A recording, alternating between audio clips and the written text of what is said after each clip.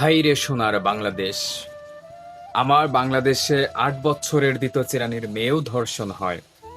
এই নরপিশাচ ৮ বছরের ফুলের মতো নিষ্পাপ একটা বাচ্চাকে ধর্ষণ করে ধারালো অস্ত্র দিয়ে হত্যা করে বাথরুমের মধ্যে রেখেছে। সারা বাংলাদেশের মানুষ আজ কি জবাব দেবে? কি অপরাধ ছিল এই ছোট মেয়েটার?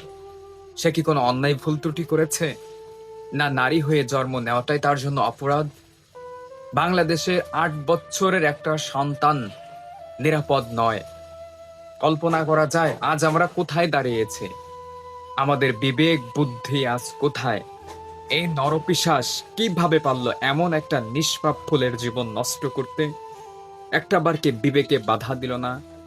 এভাবে আমার বাংলাদেশ থেকে কত ফুল ঝরে যাবে।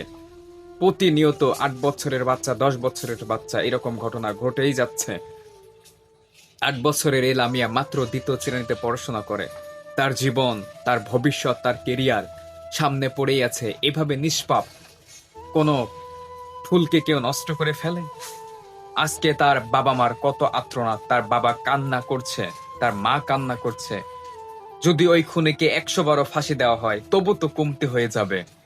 ওই খুনিকে হত্যা করে বিচার করা হলেও, তাকে শত শত হাজার হাজার মানুষের মধ্যে ফাঁসি দিলেও ফিরে কি আসবে আমাদের সেই নিষ্পাপ বোন?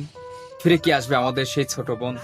হায়রে সোনার বাংলাদেশ, আমরা প্রশাসনের কাছে দাবি জানাই, এইরকম নরপিশাচকে যেন হাজার হাজার মানুষের সামনে ফাঁসি দেওয়া হয়, যাতে আমার বাংলাদেশে আর এইরকম দ্বিতীয় কোনো ঘটনা না ঘটে। আর এইরকম কোনো ফুল যেন ঝরে না যায়, কোনো মা, কোনো বাবার কোল যেন আর খালি না হয়।